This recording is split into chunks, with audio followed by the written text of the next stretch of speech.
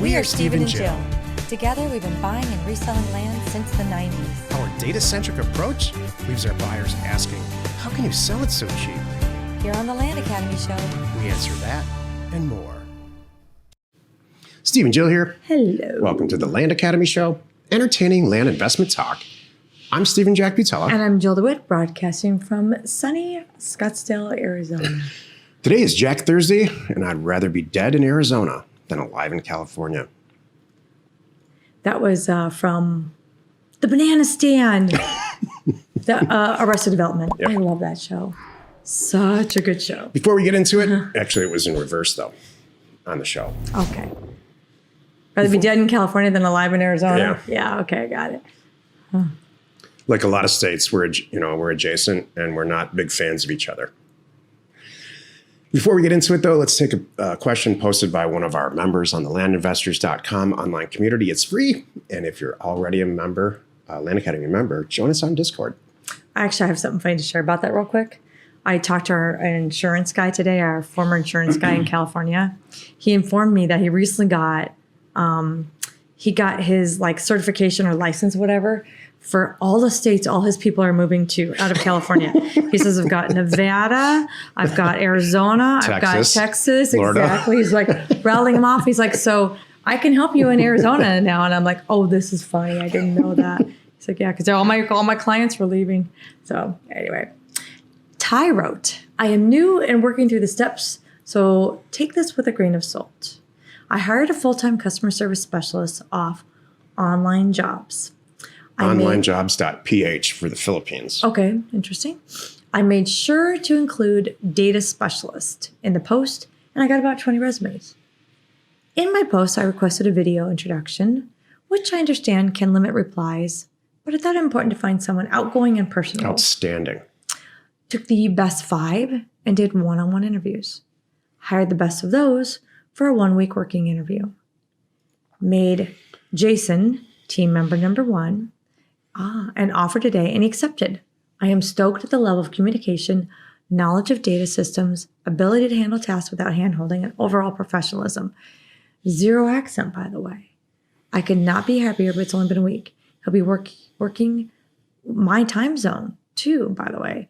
Important since I want him to answer all incoming calls and data collection. This is huge. It's the best news ever. Wow. And I can tell, Ty, how you're writing this, and I can just tell how successful you're going to be at this. Wow.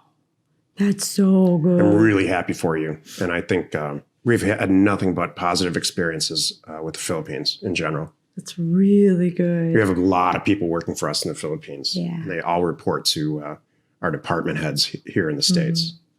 It's really cool. Today's topic, it's Jack Thursday, and I'd rather be dead in Arizona than alive in California. This is why you're listening.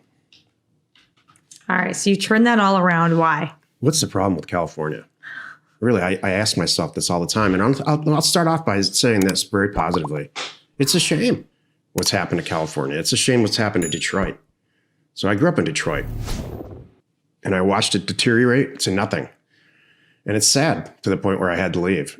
I watched Los Angeles. This exact same thing happened in Los Angeles. It deteriorated to the point where I had to leave. And it's sad because it's gorgeous. Michigan's gorgeous. California's amazing. It's an amazing place. Probably the nicest, arguably the nicest weather in the entire world is Southern California. I'm staying quiet over here. As you can see, I'm sitting on my hands. For what reason, Los Angeles in particular, and Detroit, want to make it everything so hard and complicated, I will never understand. It is not possible to have a business as a newcomer and live a healthy, profitable, happy life in Los Angeles.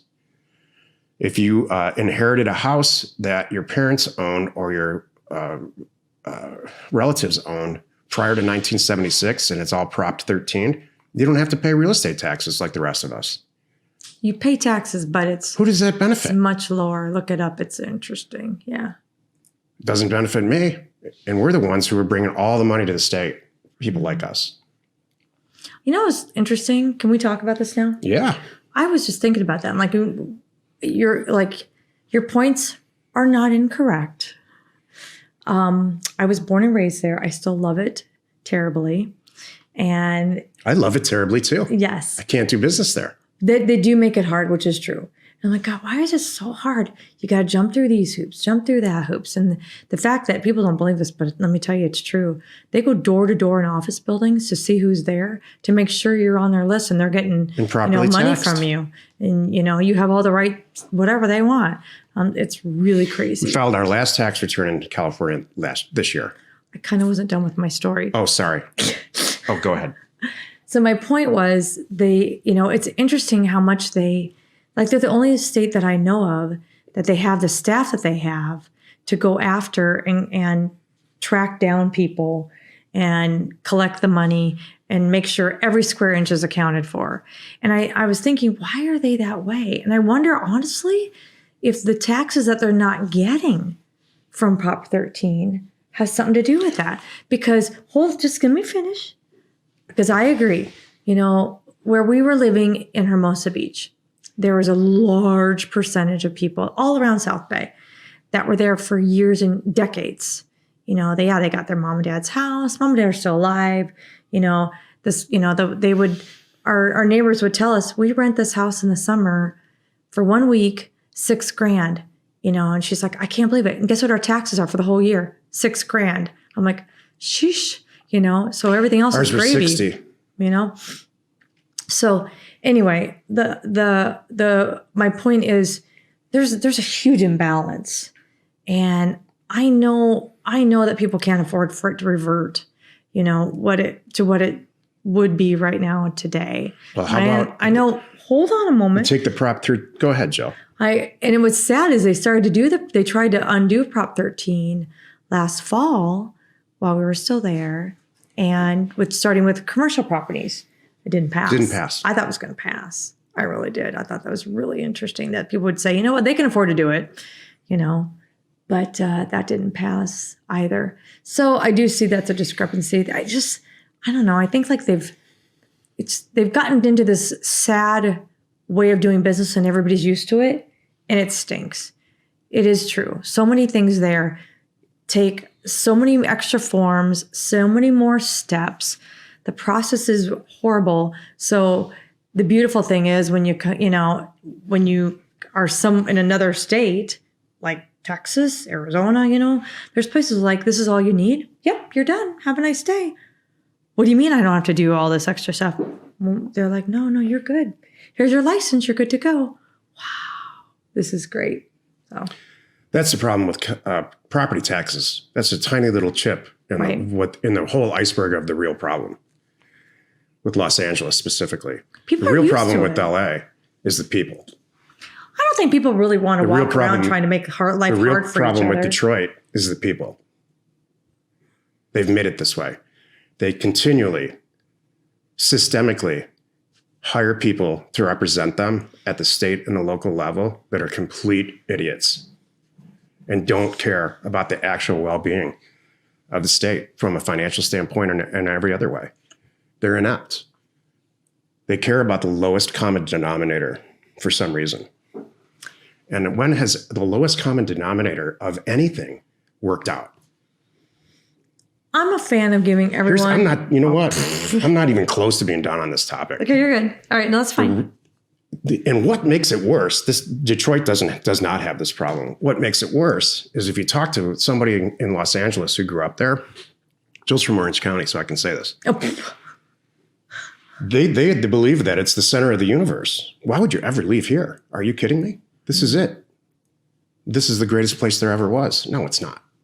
It's not at all. No one helps anybody. No one's nice. Everybody walks straight out into the middle of the street, expecting everyone to stop according to where they're walking. And that's just the culture there. I don't want any part of that. I'm not saying anything. I'm sitting on my hands again. Yeah, I choose to live in a place where we all help each other and where we take personal responsibility for ourselves and our well-being and our families, and not blame somebody else for anything that's good or bad. Tell me when I can talk. That's it.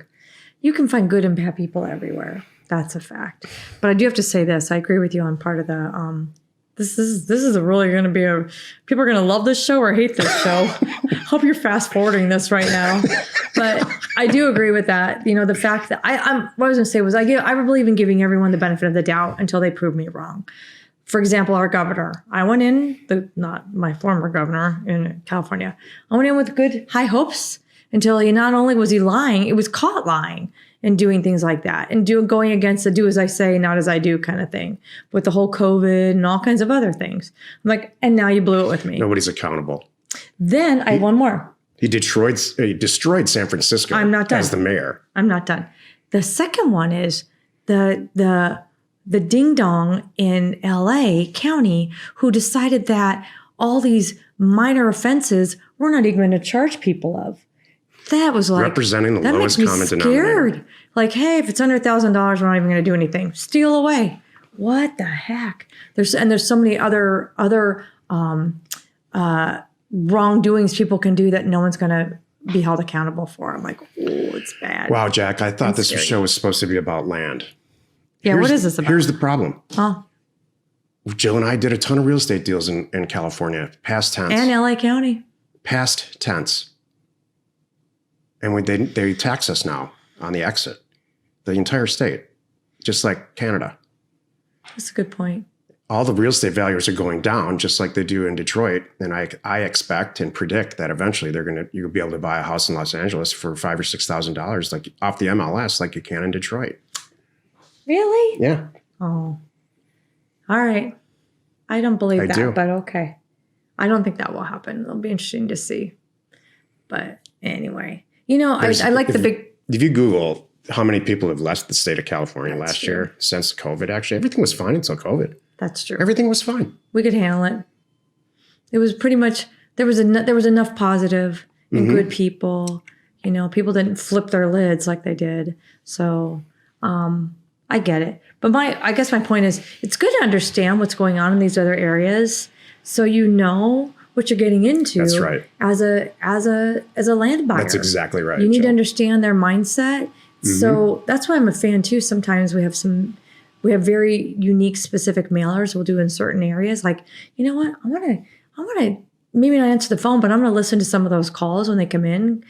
And because you tell us a lot about the community, how smart they are, what they know about their properties, just how they roll. Are they easy to deal with? Do I want to do deals there? Because there's plenty of states, not California, by the way, that I'm not a fan of doing deals with. The community's they're not real receptive. And I'm good. Or the states kind of doesn't have their act together for different things, and that's okay. You'll learn. Are you done? Mm-hmm. Okay.